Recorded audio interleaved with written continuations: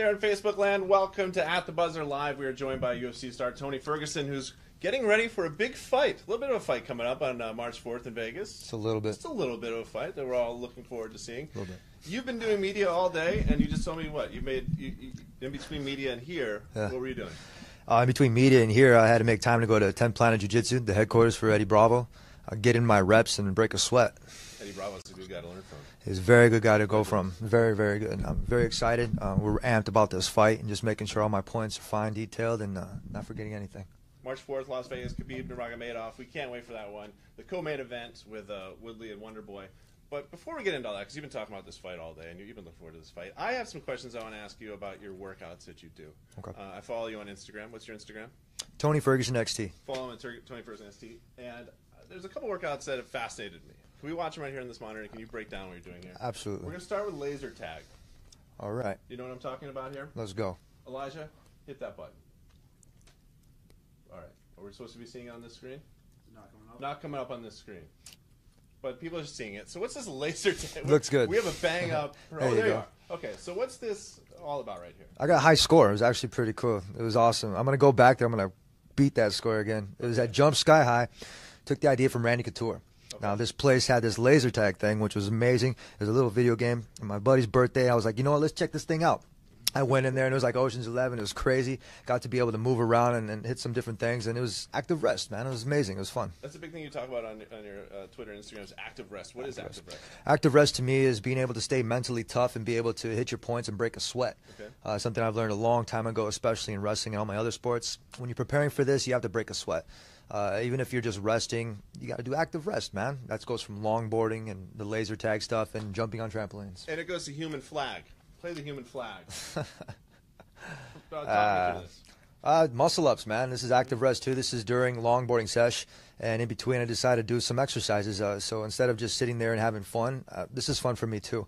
Look at that. Look at that balance on that thing. That's incredible. I love it too. Jesus, it's impressive. It's awesome, you know, and it was great. I got to meet a couple people at the park, giving them some high fives. They kind of recognized me a little bit, and it was just cool. I like to just zone out and do my own thing, and the human flag right there, I'm representing not just myself. Because if you're just walking through a park and you see this guy just doing this, I'd be like, I need to go talk to that guy. He's got to be somebody.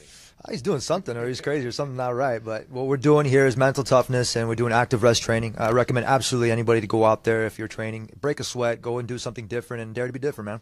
The last time we saw you in the octagon, you were breaking down RDA in 5 rounds. And your camp before that, you were up in Big Bear, right? Mm-hmm. And you were kind of in a Rocky IV situation where you were doing things differently, being outside. Being outside, it's no different than what I do here. It's a snap jitsu approach. You know, I'm always pursuing fitness in different ways.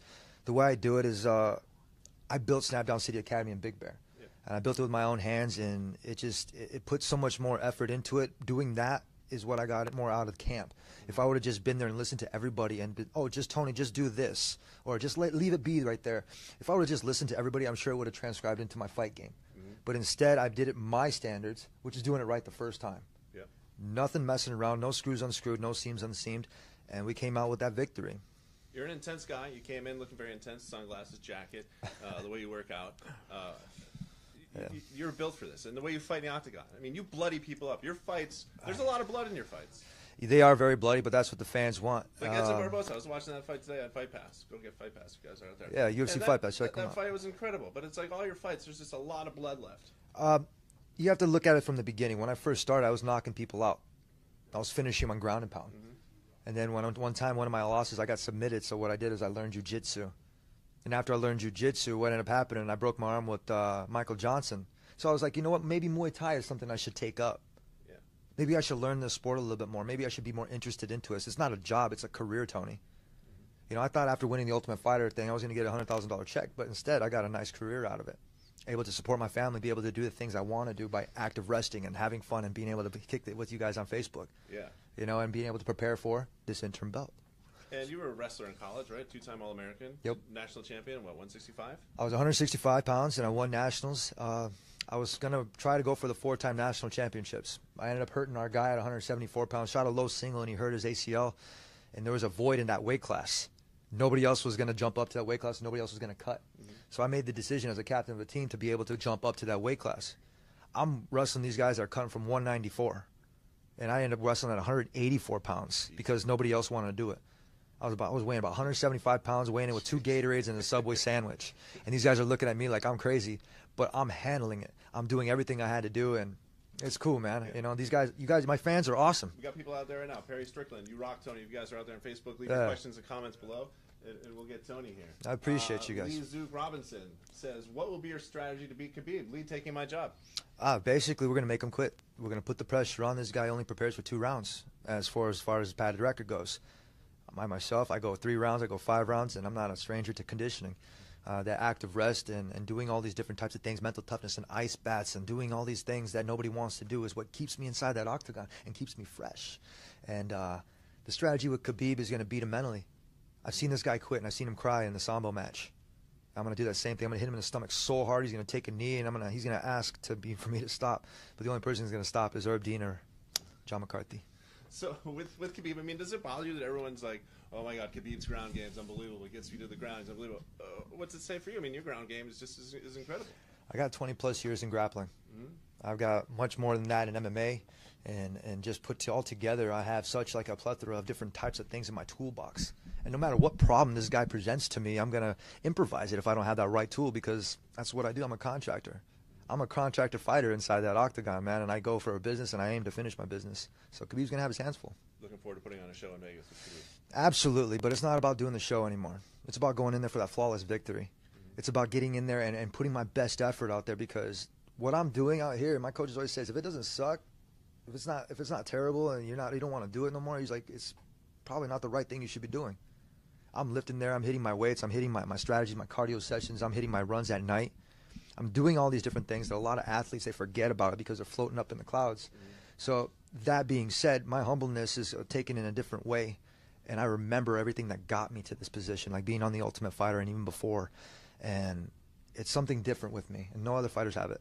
Yeah, your Instagram account, it's impressive, and it makes me feel really lazy about myself. It's not supposed to make you feel lazy, but if it does, you know, you're focusing on the wrong spots. I think I'm not focusing on my self-esteem. I need to bring that up just a little bit. You know, I listen to the music and watch how when I go inside my octagon, when I do my walkout, you know, I don't ever fight with like bad intentions. I like to go in, I like to be smooth, I like to hit my salsa dances, I like to do it. Just the other day, there's something went viral. The guy got knocked out dancing too much, trying to hit some mic. You tried to do the Garbrandt. Yeah, doing something, man. I don't know exactly what he was doing, but that's not, if it doesn't flow too much with you and you're doing it too much, you're trying too hard, son. You want to get those hit points, go ahead, man. You're going to get actually hit.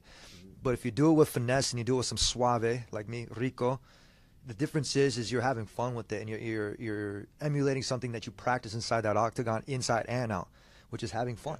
And that's the difference between me and everybody. And it's mixed martial arts. Arts is a part of it, and I think you're an artist when you're in there with the movements and the stuff you're getting done. Absolutely. When I sit here and I'm thinking about the art, I'm painting a picture for you guys on my canvas, and I do that automatically. All the sponsors are on that thing. I'm looking at them and I'm like, man, I'm gonna destroy this with blood. It's like, man, I hope you guys get the pictures before I go out there and fight, because after my fights, like you said, with Edson Barbosa and everybody else, once they reach past these hands, what do they got next? Some nasty elbows, and I keep them sharp right on that metal wheel. The Darce choke? Sparks. Yeah. Your Darce choke is intimidating. The Darce choke's awesome. I have long arms, man, and I know exactly how to find that trachea and that little point right here, that little vessel right there, and because I practice it, and not just from where I learned it, but how the 10-planet jiu-jitsu system, and I go in there and they let me choke their necks, and afterwards we're best friends, man. You can only try to go and choke your friends out. It's crazy, but I'm really good at it. When you feel that coming on, like with Barbosa, when you knew that was coming, your Darce choke was coming, you're like, here it is, it's game time. I got him. Like, you know it's coming, setting it up for it. It's just like chess for me. Yeah. It's just like chess, and I enjoy chess. I don't play checkers. I play chess. It's a man's thinking game. And it's different. I grew up playing video games, and it was cool, and watching movies and staying inspired. But for me, it was all about the games and like baseball, making the next play, base hits, score runs. Yeah. And if you're swinging at the wrong pitches and you're trying too hard, Edson Barbosa, I knew I was going to snap him down, put him in snap jitsu. I put him in snap down city, man. And that guy had nowhere else to go, because as soon as I locked that in there with that gable grip, and I transitioned from a Japanese necktie all the way to a Darce choke, and those guys out there that you know what I'm talking about, he had no chance. He was going nowhere, especially with all that blood and being slippery. Sorry, buddy. So this fight with Khabib, all that stuff you were just saying, by the way, it's just I need to learn some of this stuff. So I just want to get someone at Darce choke just once. But Khabib said a couple months ago that if you give him your arm, show your arm, he's going to break it. Well, the last time somebody broke my arm, I hit him with it and knocked him down with it.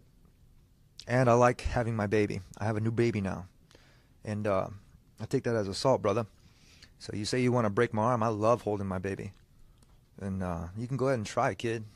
But that makes me intense. And I got many, many, many more things I could hit you with. And you're going to have to go 5 rounds with me. And if you hurt me, I'm going to hurt you twice as bad.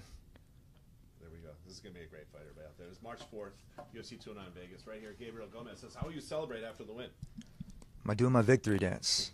You always see it all the time. I do my victory dance. I do my little one-handed thing, and I do my little spin. But the victory is always in the back when I get to see my wife. My kid, I don't want him back there. I don't want him to see all the stuff that I do. But my victory dance also is having those sweets like my candies and my cookies afterwards, or my root beer or my Pepsi. It's something that I do differently, and it's cool, man. That victory dance is what I aim for. Yeah, but sometimes you're very quick in your post-fight interviews. You're like, I'm done, and you just walk out.